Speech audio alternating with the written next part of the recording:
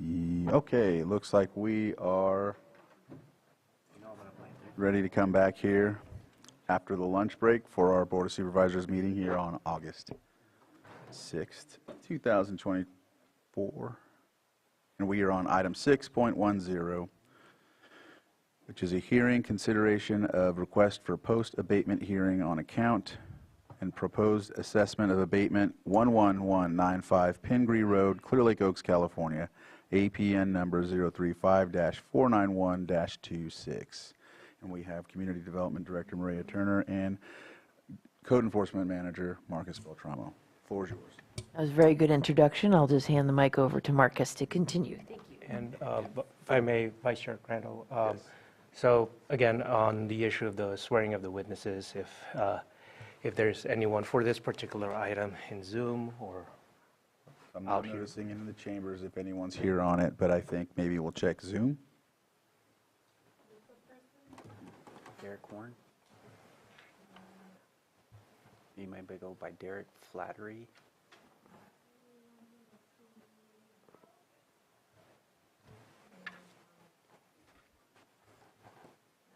Okay. All right. so just to clarify that the ones who were sworn in will also apply for this particular item, 6.10. Okay. Excellent. All right, I'll begin my presentation. Again, this is a hearing on account and proposed assessment for 11195 Pingree Road, Clear Lake Oaks, California. Here's a map. It is situated on Highway 20 at the western end of Clear Lake Oaks, outside of Clear Lake proper. The owner of record is Derek Horn. I believe he goes by Derek Flattery also, but on title it's listed as Derek Horn. The property is owned R1 single family residential. The lot type now is currently a vacant lot. At the time we started our processes, it was improved with a mobile home. There was a fire on the property while the notice was in process, so we had to go through certain steps to address the issues created by the fire. At the time we started the process, the property was in tax default. That was cured. The property has since gone back into default as of 6/30/2023 in the amount of $2,274.37. So in order to kind of expedite the process and kind of give it an abbreviated, I'm not going to go into the noticing part before the fire, as we had to write a superseding notice after the fire as additional violations occurred. So these are photos after the fire occurred, after the mobile home had burnt down. This property is really more commonly known, or what's identifiable about it is it used to have garage doors as fences, and it was right on the corner of Highway 20 and Pingree Road, and that's kind of how people knew this property or could identify this property. As you can see, there's inoperable vehicles, there's miscellaneous rubbish, junk all over the property. Again, the home is no longer on the property, so it's a vacant lot, which storage on the lot was considered an accessory or secondary use. More photos of just miscellaneous items on the property. I would like to state for the record, this was one of our legacy problems. This was a property that's been in violation since I started my employment with the County of Lake. So this one was a big one for us to get down, and it was causing a lot of problems, and it's one of these magnet properties that attracts a lot of issues and creates a lot of issues. As you can see, there's still burnt rubbish. There was a orange porta potty on the property. During the process, he did move the RV onto the property and was living on the RV. So we issued several notices. We issued a first notice on March 29, 2022, prior to the fire. Then we issued a notice on April 27, 2022, after the fire. And then another superseding notice as additional violations had occurred on July 15, 2022. We cited several violations of Chapter 13 for conditions detrimental to the public health, violations contrary to the uses allowed by Chapter 21, the zoning ordinance, of rubbish, trash, unsightly appearance, and inoperable vehicles. And then we also cited under the IPMC, the International Property Maintenance Code, in Chapter 5, we cited that it was dangerous structure or premises. These are photos after the abatement was done. The RV would move on and off. So after we had cleared the lot, he brought the RV back on the property, and he brought the 2 other vehicles back on the property. So it just kind of shows you that it's the individuals that cause these problems. Even though we had cleared the lot and brought it back into compliance, he then brought these vehicles back onto the property almost immediately. I would say almost within a 24-hour period, if not lesser. But the lot was cleared of all of the debris and the hazardous material. I do also want to extend my gratitude to the Lake County Probation. They got involved with this property, and they assisted with us in informing the individual that he needed to remove these issues from the property, as he may have issues with his probation status. So that was a big help for us to finally get this individual to understand he cannot live in an RV on this property nor store items on this property. So that assistance was greatly appreciated. The individual now is living on an RV on Harvey and Mitchell, and we're addressing that currently. Contractor costs, so there was 2 costs involved here. We hired Leonard's Hauling to remove all the debris and the items from the property. That cost was $6,906.16. Also, prior to removing the items from the property, we contacted the landfill and asked them about the materials and if they had any special requirements. They informed us due to the type of metals, beryllium, lead, copper, that they wanted a test done. So we hired Adams Labs to do some asbestos tests and testing for the metals there before we could take them and dispose them at the dump. The cost of that was $1,720. Administrative costs amounted to $855.41. Staff is recommending the Board of Supervisors approve a lien in the amount of $9,481.57 and direct staff to record a lien with the Lake County Recorder's Office, which then shall be delivered to the county auditor, who should enter the amount of lien on the special tax rolls. At this time, that concludes my presentation. All right, Supervisor Green? Thank you. County Council will be looking at Section 13-7. Was this a noticed hearing A notice, we sent the notice, we did mail a notice out. of this hearing? Yes, on, I believe the date was July 19th it went out. The individual, we mailed him notices over the entire span. But And the individual didn't request this hearing, right? no, he did not. Okay. Then absent a request for this type of hearing, I'm just wondering if this is the appropriate procedure. Granted, I don't see anything in here that would allow the board to consider imposing the lien absent a actual appeal and a hearing. I do see one paragraph that says if a request for hearing is not filed, the enforcement official may order the work to be performed. But absent a hearing to come before this board as far as what to do with the lien, I'm not seeing it in here. So is there a default procedure in which a property owner who does not file a request for hearing, that we can hold a hearing absent such request? So this hearing is similar in structure to the previous two that we visited today. No hearing. What I think that what you're talking about is a request for hearing as for the purpose of appeal. This is not that type of a hearing. And so the property owner does not need to request a hearing such as this one that is before you today. This is for your approval of the work that was done so that we can go ahead and post that lien. What alternative procedure are you citing to then? The ones that we had a couple weeks ago was an actual hearing that was requested in appeal or in argument of the work that was going on. And so the effort then would have been on the appellant or the property owner to persuade the board that this abatement action was not necessary and was done in error. And so the lien would not have been approved. That's a requested hearing from the property owner. However, what we have today, the three that have been brought before you today, have not been appeal hearings or argument hearings requested by the property owner, but is rather just part of our ministerial process to come before you with the work that was done so that you approve our next step, which is to post that lien and then have it added to the tax rolls.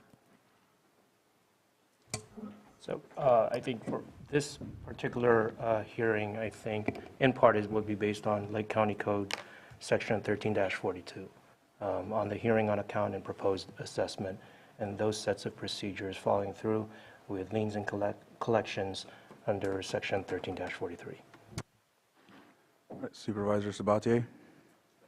Thank you. You said it was a legacy property. I'm sorry, you just closed your presentation. I'm sorry. Back up and share it. Is there a certain slide you'd like me to? Sorry, my mic wasn't on. If you can please share. I just wanted to show the picture where you show that it's been completely cleaned off. Am I still sharing here?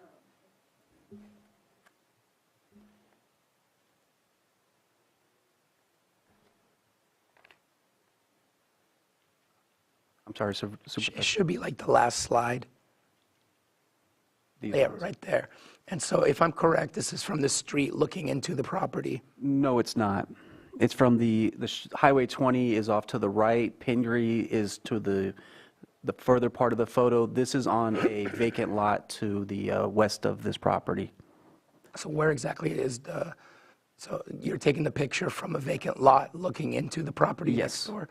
Because my problem is it's not secured, which means that if this individual doesn't do anything, this property will continue to be a legacy problem. I know that in the past, and I think it was in Clear Lake Oaks, I kind of gave you some problems about putting up a gate, but I would still love to see at least some lumber or something to block entry point into this property so that it doesn't continue to be on your radar so we can really move on and take care of other things. I just wanted to make that statement. And there was a fence, but I believe the fence was damaged in the fire. So that's something we'll take into account and under advisement, and we'll look into the future. But that is a real concern, is them being able to come back on the property and do this. And like I said, less than 24 hours, if not just 24 hours, they were already moving stuff back on. So I understand.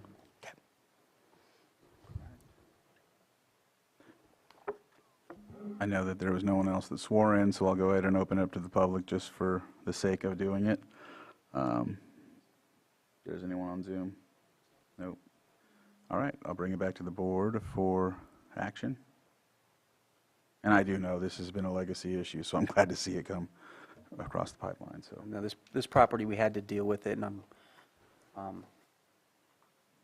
it's one of these ones that we're hoping will have a domino effect and we can build momentum on, and to send the message that this type of condition of a property was not going to be allowed to continue or persist. thank you. If there's not further, I move to approve a lien in the amount of $9,481.57 and direct staff to record the lien against the property with the Lake County Recorder's Office. And after recordation, it shall be delivered to the county auditor, who shall enter the amount of the lien on the assessment roll as special assessments. Second. I have a motion and a second. All in favor? Aye. Opposed? And motion carries. Thank you very much for the presentation and for the 3 items today. Thank you. So looks like we're on our non-timed items, and it looks like we will start off at 7.4. Yeah, I didn't even see you, that's why yeah, good. 7.4, so consideration of amendment number 2 to the agreement between County of Lake and BHC Heritage Oaks Hospital Incorporated for acute inpatient psychiatric hospital services and professional services associated with acute inpatient psychiatric hospitalization in the amount of $350,000 for fiscal year 23 and 24.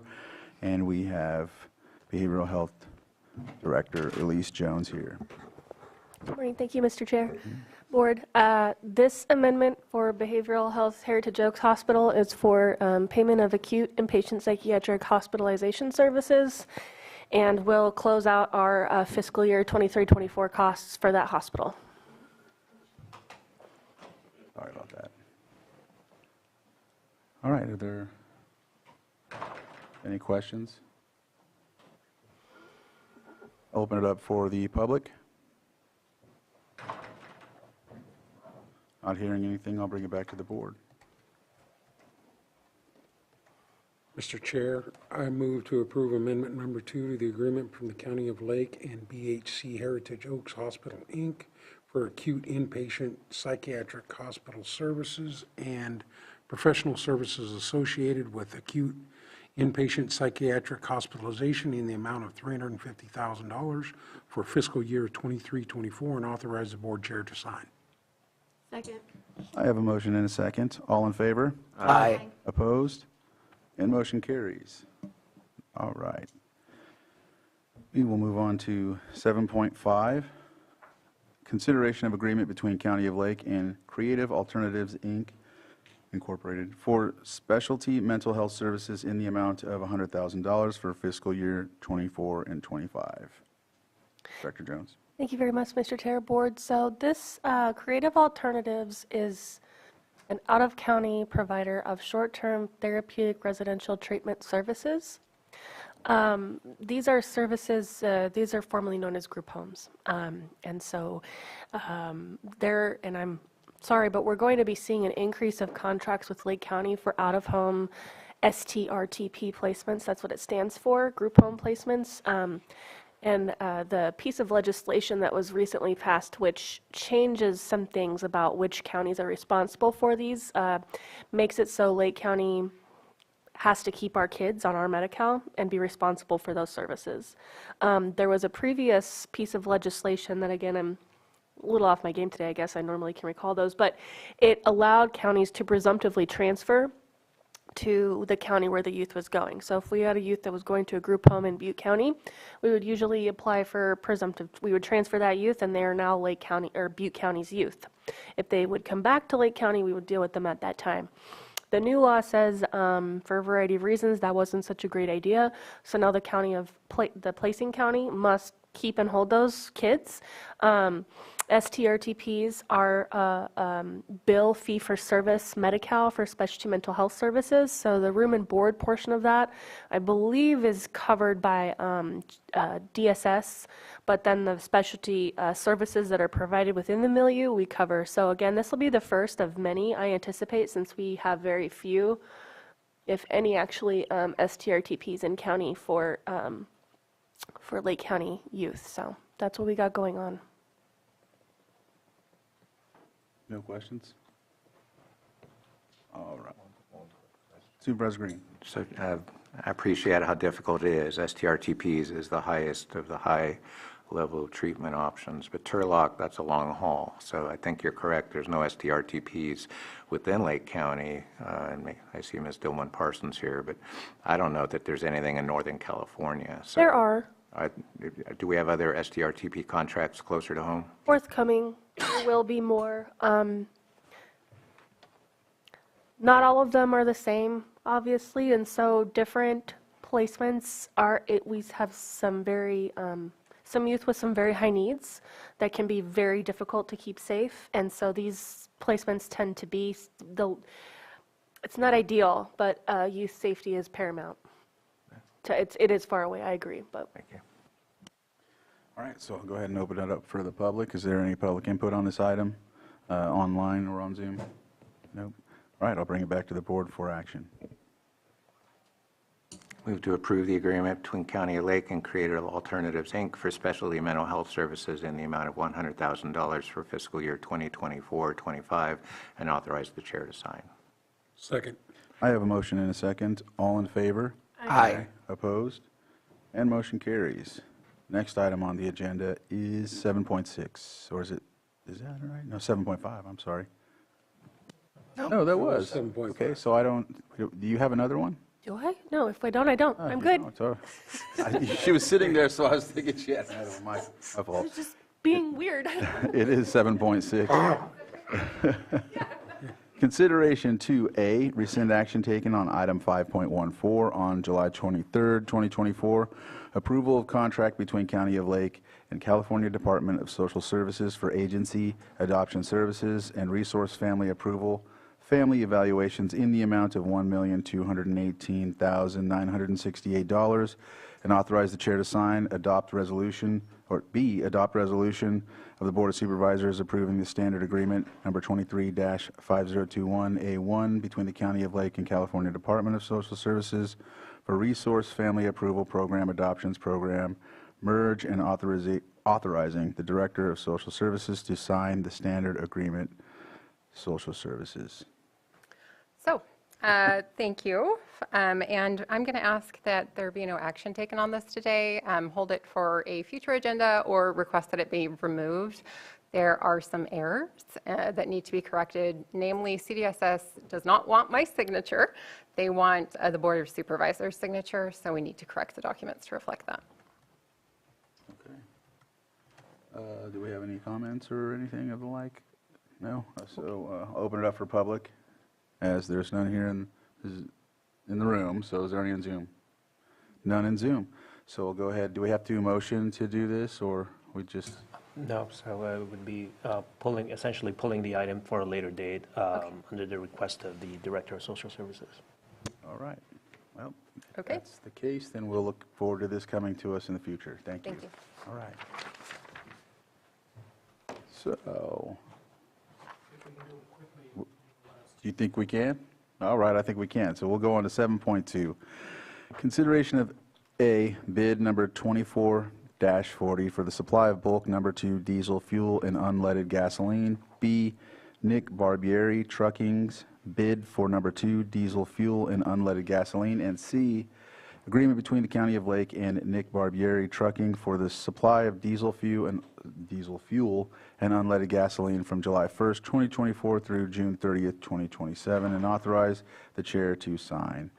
ACAO Stephen Carter, Jr. Junior. Good afternoon, Board. So Administration Office does this about every 5 years.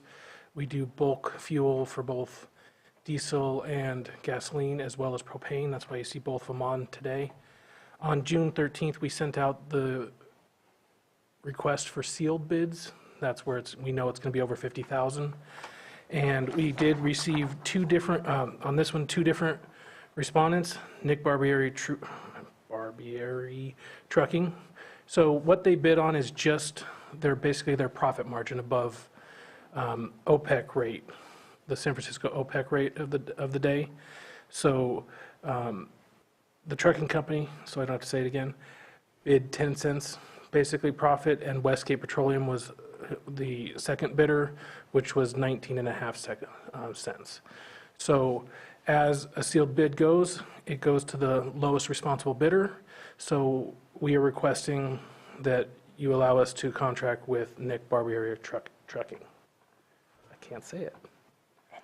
All right, are there any questions or comments or concerns? Not seeing any at the dais. Is there anybody on Zoom? All right, bringing it back to the board for action. And it looks like we have like A, B, and C type thing going. Do we do them all in one or one at a time? Your board may want to do it one at a time. Okay, excellent. So we'll start off with A. Move to approve bid number 24-40 for the supply of bulk number 2 diesel fuel and unleaded gasoline. Second. I have a motion and a second. All in favor? Aye. Opposed? Motion carried. B. Move to accept and sign Nick Barbieri Trucking's bid for number 2 diesel fuel and unleaded gasoline. Second. I have a motion and a second. All in favor? Aye. Opposed? C, letter C. Move to approve the agreement between the County of Lake and Nick Barbieri Trucking for the supply of diesel fuel and unleaded gasoline from July 1, 2024 through June 30, 2027, and authorize the chair to sign. Second. I have a motion and a second. All in favor? Aye. Opposed? Motion carries. That concludes 7.2. We'll move on to 7.3. Consideration of A, bid number 24-41 for the supply of bulk propane. B, Westgate Petroleum's bid for propane. And C, Agreement between the County of Lake and Westgate Petroleum for the supply of propane fuel from July 1st, 2024 through June 30th, 2027, and authorize the chair to sign. Stephen Carter. Thank you, Board. So again, we sent out the sealed bids request on June 13th. For propane, we received 3 respondents: Faro Gas, 50 cents above cost, Suburban Propane, 25 cents, and Westgate Petroleum of 22 cents, which again, the lowest responsible bidder. And I do want to apologize to the 2 vendors that it took so long to get to the board, but we were having contract signature problems. But other than that, to your board for Westgate Petroleum. All right. I don't see any comments from the board. If there's anyone online on Zoom that may have, don't see anybody, so I'll bring it back to the board for action. We have A, B, and C once again. Mr. Chair, I move to approve awarding bid number 24-41 for the supply of bulk propane. Second? I have a motion and a second. All in favor? Aye. Opposed? All right, motion carries. Mr. Chair, I move to accept and sign Westgate Petroleum's bid for propane. Second? I have a motion and a second. All in favor? Aye. Opposed? Motion carries. And, Mr. Chair, I move to approve the agreement between the County of Lake and Westgate Petroleum for the supply of propane fuel from July 1st, 2024 through June 30th, 2027, and authorize the chair to sign. Second? I have a motion and a second. All in favor? Aye. Opposed? Motion carries. And that's 7.3 is now finished. Let's see. Do we just have calendars now? Is that what it looks like? All right, so we'll go to calendars. Anybody want to start out? All right, Supervisor Sabatier, go. I will forego my Sabatier. calendar today so I don't hurt anybody further with my voice. All right. Go ahead. Supervisor Pyska. Tomorrow, I will be in Ukiah at 8 a.m. for NCO meeting. We're interviewing CEO candidates. And then I will be on my way home, stopping to tour the Artemis Copac Center. And then Thursday, I may catch the second half of the Fire Safe Council meeting. I was invited to the pair planning meeting, and that's, PAIR is an acronym, but I can't remember what it's for. I think it's, well, it's with NCO and the fire and the RCD. And then at noon, I've been invited to be on Secretary Crowfoot's monthly panel, and the topic is wildfire. So I'll be joined with Director Tyler from CAL FIRE and a Deputy Secretary from Resource, Patrick Wright from the Wildfire Task Force, and a few others. So doing that Thursday at noon. And then the governing board meeting for AAA. This is going to be a week. And then Friday is Bruno's birthday. I have it in my calendar.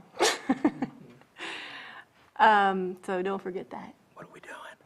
We're staying away from you, my friend. But I am going to be going on a several-hour tour with Clerk to look at all the CWDG projects in District 5. And then I have a call with a constituent in the afternoon. And then Tuesday, my meeting with Assistant CAO, and then back on Tuesday. I'll go ahead and go finish up today's meeting. Obviously, we've got closed section next. Don't have too much on the calendar this week. School starting again for everybody, I think, today, tomorrow, most of the schools. The Middletown District, I think Thursday. So anyway, everybody going back to school, sports, fall sports going on too. So got all those. Then Thursday night math meeting, Friday got the meeting with ACO, ACAO. ACAO, Stephen Carter Jr., and going to get that done, and then going to move along into next week, so I'm back here on Tuesday. Supervisor Green? Yeah, thanks. Just a quick shout out last Thursday to a continuum of care. Our North Lakeport Emergency Shelter has some things to work out, including making sure we protect that against both planned and unplanned power outages. And I'm appreciative that group nudged a little planning forward, and I hope to hear back on that. Today, a special meeting of Lakeport Fire at 5:30. Then I'll be going to Lakeport City Council to see the second of two proclamations today for Brad Rasmussen, the retiring Lakeport Police Chief, and also the swearing in of Lakeport's new police chief, Dale Stobie. Looking forward to that. Friday, I see a Big Valley G-Spec committee meeting. I may just zoom in on that to see how that goes. Monday, meeting with ACAO Carter. And that's it for now. All right. I'll start out with last week. Just wanted to highlight that on Saturday I attended the Clear Lake Oaks Market. It's at Nylander Park. It was really cool to see all the vendors out there at the park. There's going to be another one next month. They have it monthly, and so I'll put out information so that folks know. Apparently, because of the conflict of other markets that were happening, there wasn't the full spectrum of everybody there, but it was really still good to see. So was in attendance to that. Following the meeting today, I'll be jumping on the Farm, Ranch, and Rural Communities Federal Advisory Committee. The meeting is in Pennsylvania. I opted out of going because I didn't want to miss this meeting or anything else. Glad you didn't. So I stayed. I can join via Zoom this time, and so I just did so. Let's see, and I'll probably be doing the same tomorrow, as the heart of the meeting is pretty much tomorrow, and it ends tomorrow as well. Let's see. Oh, Earth in Clear Lake Oaks, East Region Town Hall, and then the CSA meeting in Spring Valley. Thursday, again, if there's any follow-up for the Farm, Ranch, and Rural Communities, I will jump on that as well. There is a meeting that will commence for the ad hoc, so I'll be part of that. There's also another meeting that I'll jump on Zoom regarding USDA veterans farming grants, and so I'll be discussing or being a part of a panel to look at grants and whatnot and comment. AAA at 1:30, an Area Agency on Aging, and that'll be here at the Lakeport Hospice office, right? So that'll be in person. Friday, I'm part of what's called the